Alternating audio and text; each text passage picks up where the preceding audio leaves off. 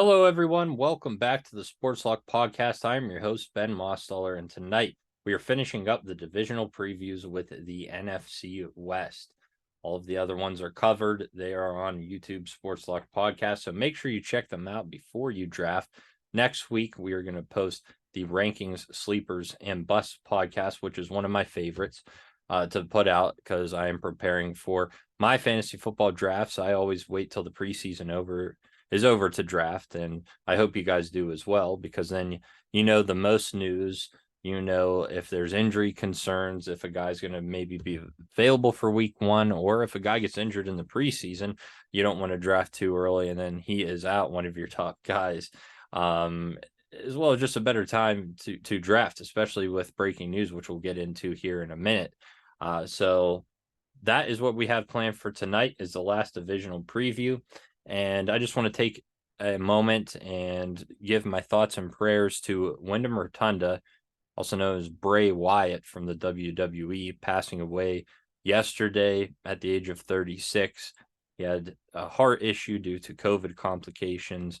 It's just very sad to see. He was a champion. He was a friend to many, and he's a reason that he got back into wrestling after taking a little bit of a break. He had the character called The Fiend that was very entertaining.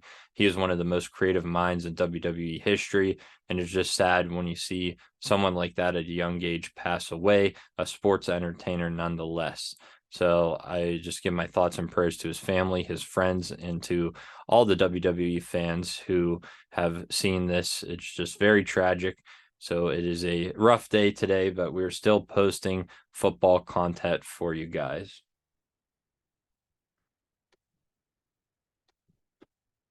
So let's get back into the football with breaking news. Jonathan Taylor has been granted permission to seek a trade. Now, there has been ongoing drama between him and the Colts, and at first they weren't going to give him a trade. Now they're saying seek out some teams and let us know where you might like to go.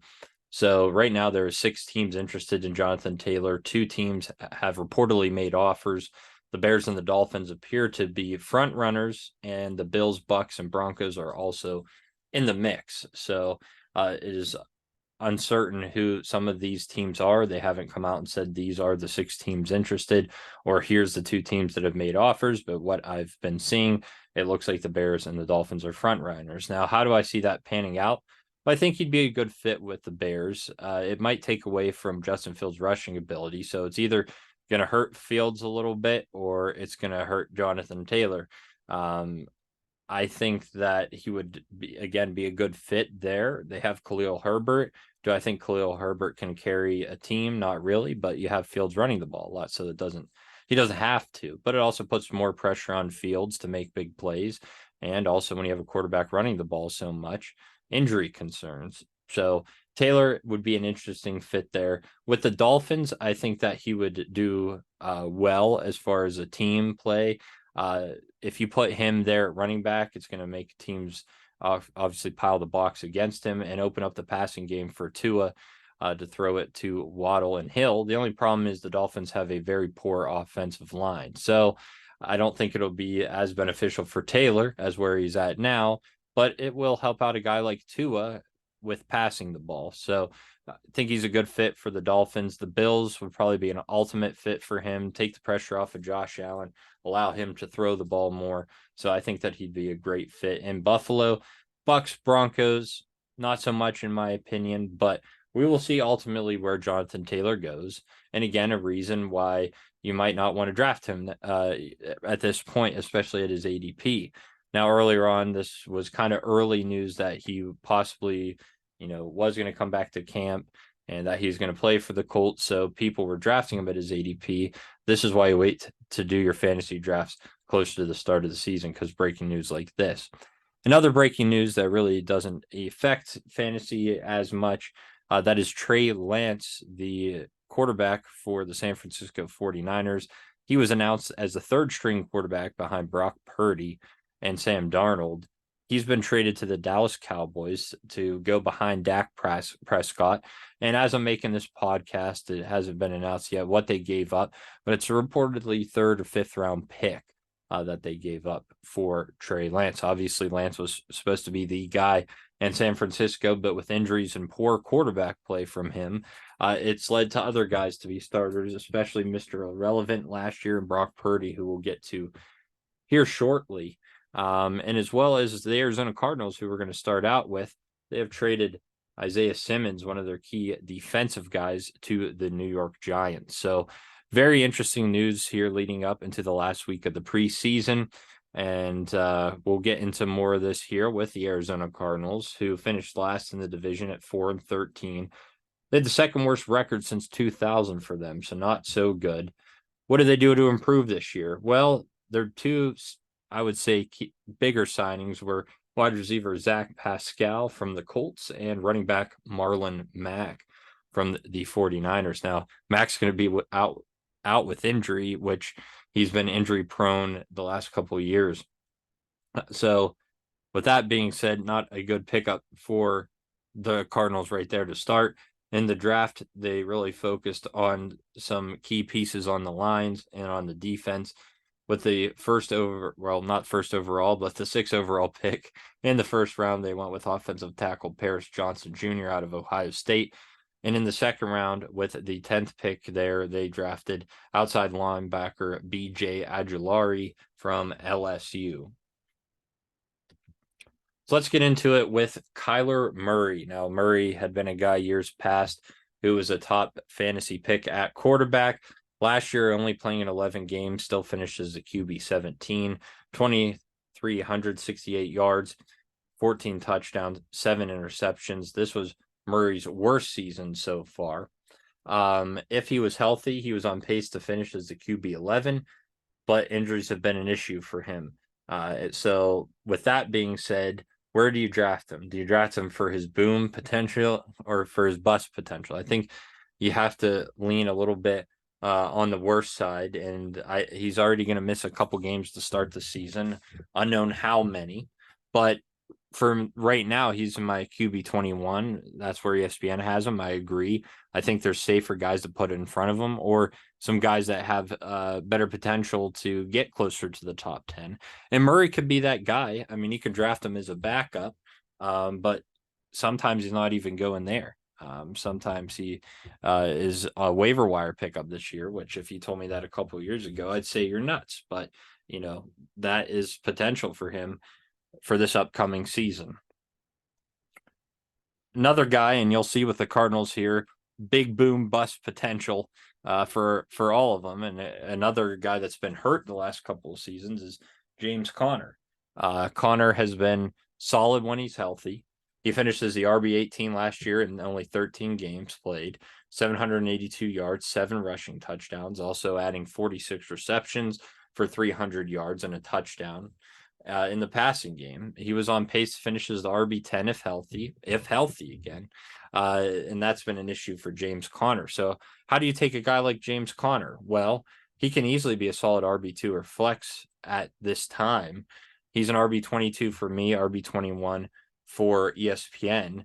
And again, another guy with big boom or bust potential. He could easily finish in the RB30s, or he could finish closer to the RB10. So why not draft him somewhere in the middle? I think if you're going 0 RB, he's a solid guy to look at to get off the board late in, the sixth round, I believe he's going, 5th, 6th round. So Conner is a guy that I'm going to be monitoring. He could be a game day decision to draft depending on how it goes, but he definitely is a risk. So we'll see what happens with James Conner. A guy I really like this season, and I think he could go off, is Marquise Brown. Last year, he was a wide receiver 44 in only 12 games, 67 receptions, still, though, over 700 yards receiving and 5 touchdowns. Now, remember, this was alongside DeAndre Hopkins. This year, they didn't replace a guy like Hopkins. Marquise Brown is the guy. I think his receptions go up closer to 85. He's closer to 1,000 yards receiving, and he has 6 or 7 touchdowns on the year, if not more. I'm conservatively putting him as my wide receiver 27, ESPN wide receiver 29, but I have a lot of high hope for Marquise Brown this year. If Murray is healthy, this could be a dynamic duo. a talented wide receiver. So watch out for Marquise Brown. Don't be surprised if he finishes somewhere close to wide receiver 10 by the end of the season. Tight end Zach Ertz finished as the tight end 19 with 47 receptions, 406 yards, and 4 touchdowns, and only 10 games played, a very injury-driven team. But he was on pace to finish as a tight end 5. Now, he's looking like he will play in week 1, and I think he is a huge, huge sleeper. Right now, he is my tight end 9, but he has tight end 5 potential. He's going as the tight end 13. I love Zach Ertz last year. When he played, he was good. I like him this year. The guys just have to get healthy. If this team is healthy, there's a lot of fantasy potential on the Arizona Cardinals. They might be one of the worst teams in the NFL this year, like they were last year. There's a lot of fantasy potential that I like. And Zach Ertz is one of those tight ends that if you're not going to get some of the big 4 I talked about in my last podcast, if you're not getting guys like Andrews, like Kelsey, like Hawkinson, or even George Kittle, you're waiting and you're not being hurt. There's guys from tight end 5 to tight end 12 that all average within 10, 15 points of each other in fantasy. So if you're not getting one of the top guys, Ertz is a solid pick to take here. Tight end 13 in ESPN, my tight end 9. Now, the defense below average, that's what really hurts them. They do have a good offense if they're healthy. That is a pro. But a con is that everyone gets hurt and their defense is just not that strong. I know they're trying to improve it this offseason and in the draft. So we'll see how they do. Last year, they were 4-13. I thought they'd do a lot better at 9-8. You'll see as I go through my predictions here. I was way off on that in the NFC West. Always a tricky division to pick. This year, I think they go one game worse at 3-14. A tough division, tough schedule. I think they could get up to 6 or 7 wins, but 3 is what I'm feeling, and I think they will probably be the worst team in football this year, even though they have that star power. Let's move on to the Rams, a team that came off winning the Super Bowl in 2021, and in last year they plummeted to 5-12. Again, injury issues. This was best for 3rd in the division, and this was a worst record since 2016. In the offseason, they signed wide receiver Demarcus Robinson and running back Royce Freeman. Not really big moves there. In the draft, in the second round with the 5th overall pick, they went with offensive guard Steve Avila out of TCU. And in the 4th round, with the 26th overall pick there, they went with quarterback Stetson Bennett out of Georgia, a proven winner. And Bennett might have to play some backup to Matt Stafford, another guy. Can he remain healthy? He only played 9 games due to injury, but is good to go this season. If he was healthy, he was on pace to finish as a QB 16, which is not that great. Other guys like Murray were on pace to do a lot better. He's getting older. He's harder to rely on.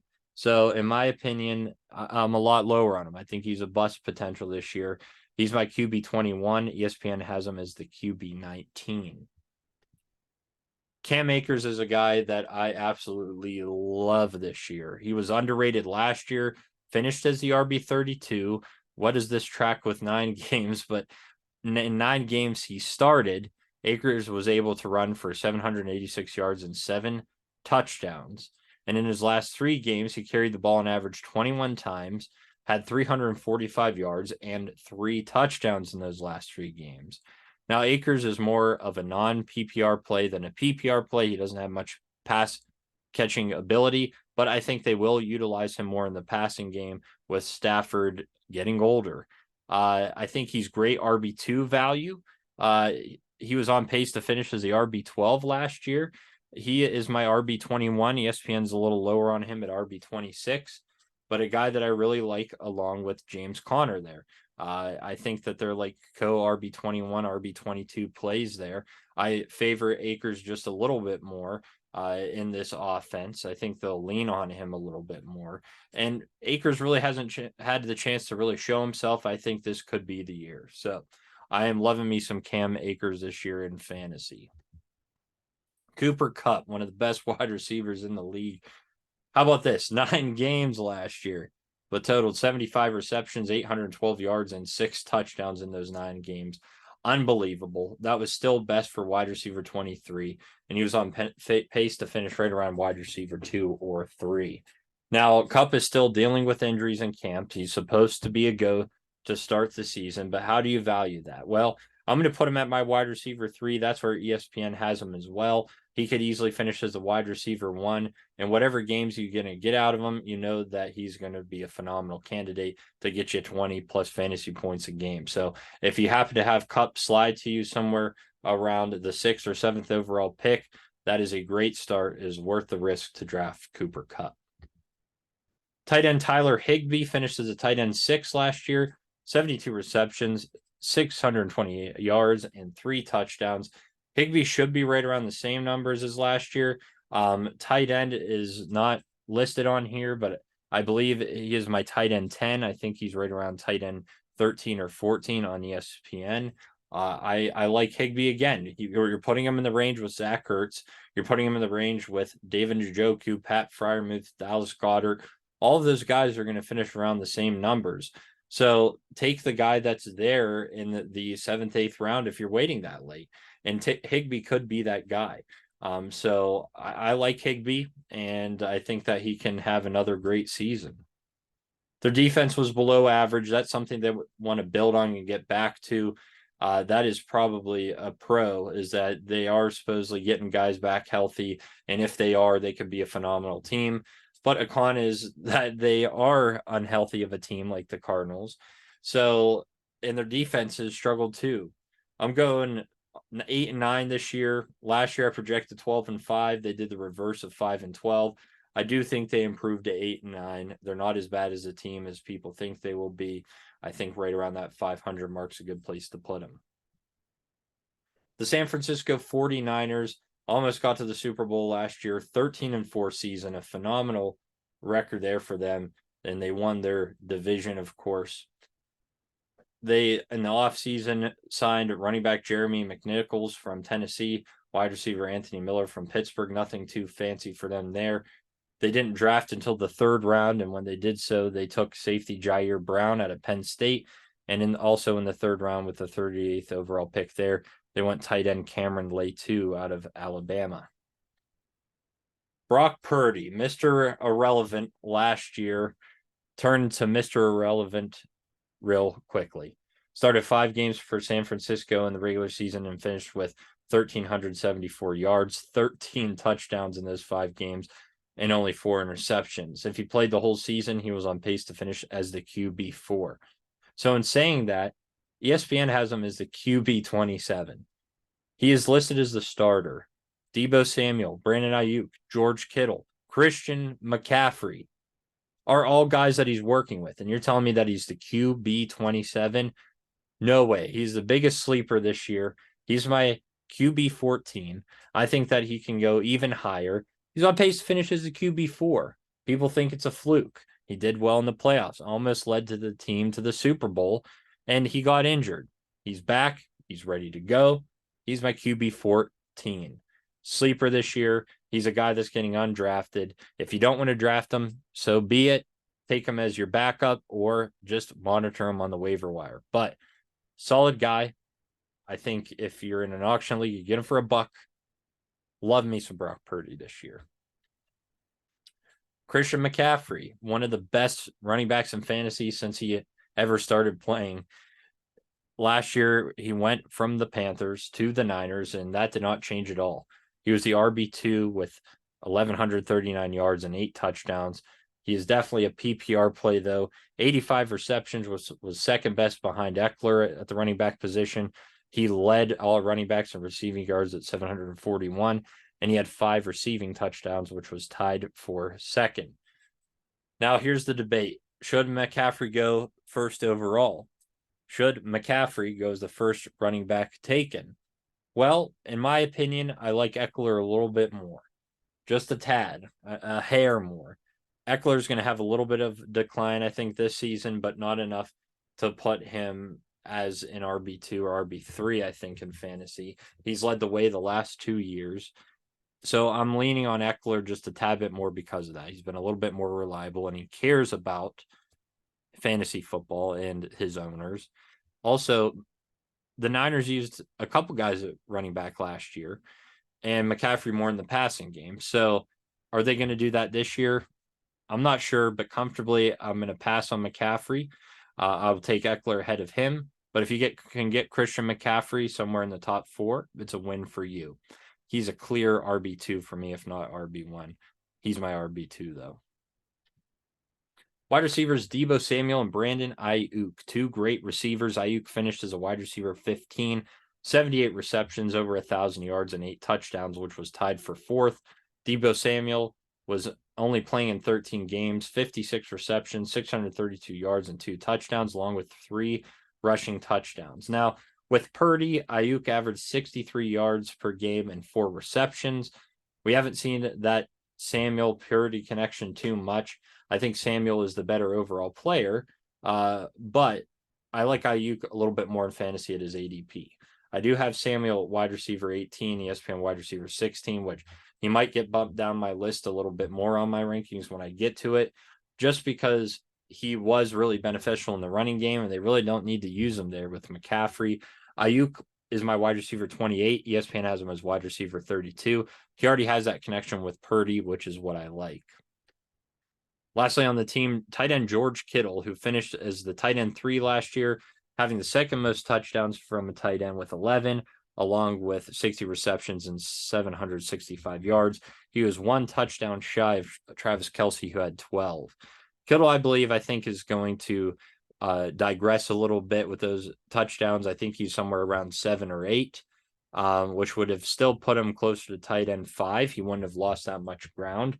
He's my tight end 4, ESPN tight end 5. I think we just have a little bit of a debate there with Darren Waller going as the tight end 4 on ESPN. I have those 2 flip-flopped. The defense, number 3 overall. That is what helps them. That is a pro.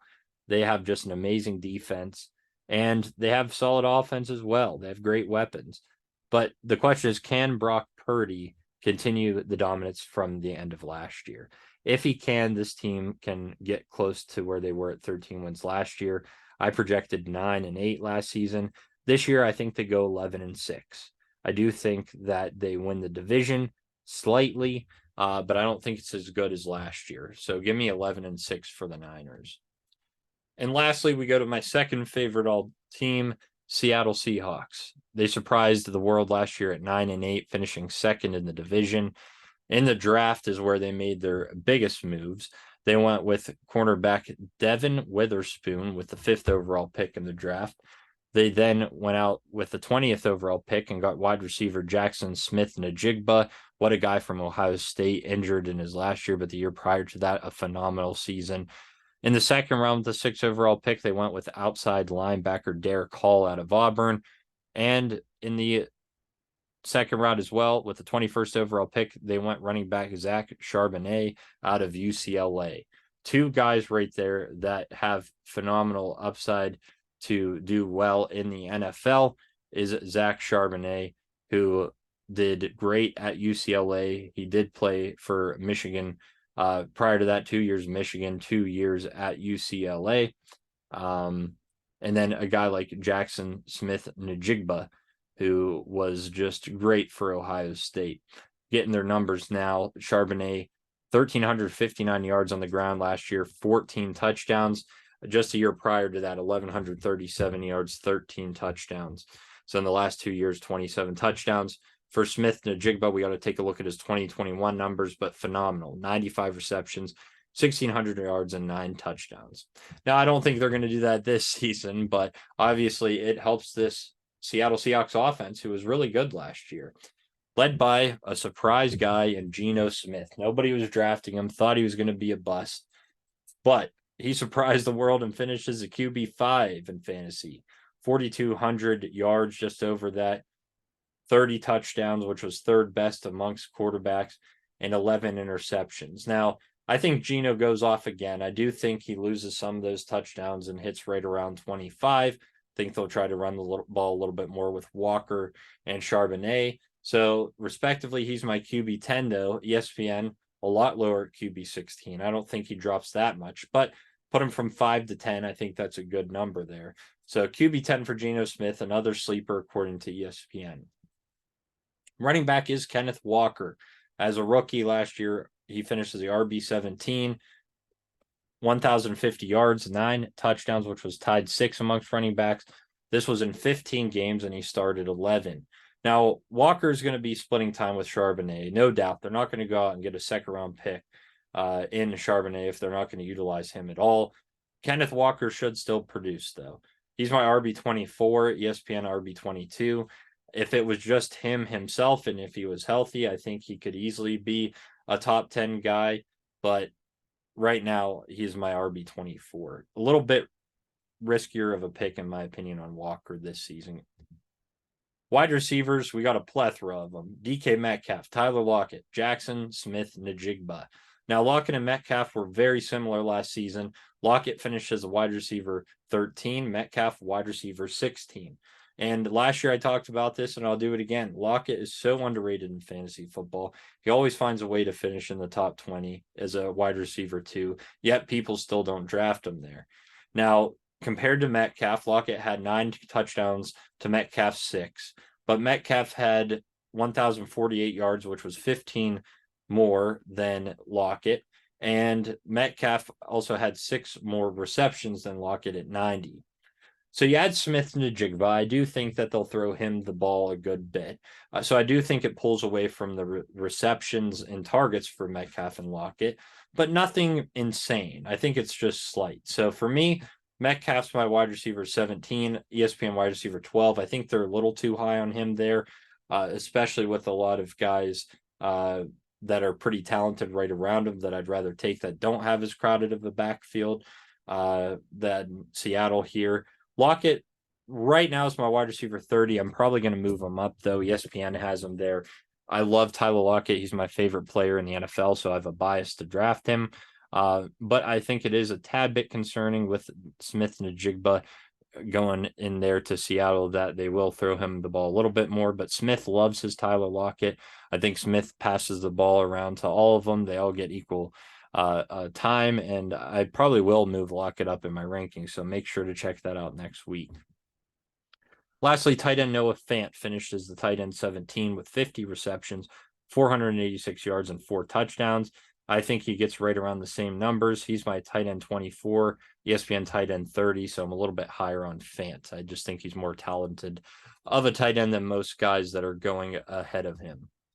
The defense, they're average. They were right in the middle. Good draft picks to improve this team in the offseason. But the cons is, can the defense hold up? That was an issue last year. If they can, I don't think there's an issue with the offense. Think that they'll do well. I projected 4-13. Russell Wilson leaving, thought they would do bad. But they went 9-8, and that's what I predict for them this year. I think they go 9-8 with 10-7 potential. I think they go down to the wire having a chance to compete against the Niners a little bit. But ultimately, I think the Niners do win this division. Now, I've been doing my best teams. If you've been watching, I do the best sleepers and bust of each division. So the best in these divisions, in my opinion, would be Geno Smith at quarterback, Christian McCaffrey at running back, Cooper Kupp at wide receiver, and tight end George Kittle, if we could do it in all NFC West first team. Some sleepers, and these are big sleepers that are most likely going to be on my sleepers list next week. Brock Purdy at quarterback, again, finished very well last year, 13 touchdowns in only 5 games. And right now they have him as the QB 27. No way. Running back Cam Akers, I think he could go off as being close to the RB 12, I would say. Right now, RB 21 for him. He has very good potential, especially if he stays healthy. Marquise Brown, now with Hopkins gone, he has no competition. I think he sees a lot of targets this year, and he finishes much better than where he's going now. And tight end Zach Ertz, kind of the same thing with him. He was on pace to finish as a tight end 5 last year. They have him the whole way down as tight end 13. I see him more as a tight end 9. In the bust, Kyler Murray, I just think that a lot of people take higher risk on him than his ATB because of his name, but I don't think he will go off as somewhere near the QB 10 like he was projected last year. Kenneth Walker, I just think with the competition with Charbonnet, he won't be as good as his ADP is. I know I have Deebo Samuel listed pretty high, but I don't think that he will go off where he is either. I know I have him listed there, but I probably will move him down my rankings and most likely maybe not draft him. And then tight end Noah Fant. I know that they're listing him as the tight end 30. I think he'll be a tight end 24, but they have a lot of competition there with Will Dissly and guys like that in the tight end spot. I could see Fant being a bust, but he's not going to reach a tight end bust for me on my bust list next week. And finally, the NFC West standings: 49ers 11-6, Seahawks 9-8, Rams 8-9, and the Cardinals 3-14. That is the podcast for you, and that is the end of the NFL divisional previews for the 2023 season. If you haven't checked out my other ones, make sure you do and follow the channel Sports Lock Podcast for me. Subscribe. I really enjoy making these videos. I will continue to make weekly sports betting predictions throughout the week and tell you who I would start and sit in fantasy as far as daily fantasy and things like that I'll get into when we get to week 1. But next week we will have the Sleepers Rankings of Bust podcast that you don't want to miss. That is my favorite one. Prepare you for your NFL draft. Thank you again for listening in. Follow me Instagram, TikTok, YouTube, and Twitter at SportsLock Podcast. Enjoy this weekend's NFL preseason, the last of the preseason games, and I'll see you guys early on next week.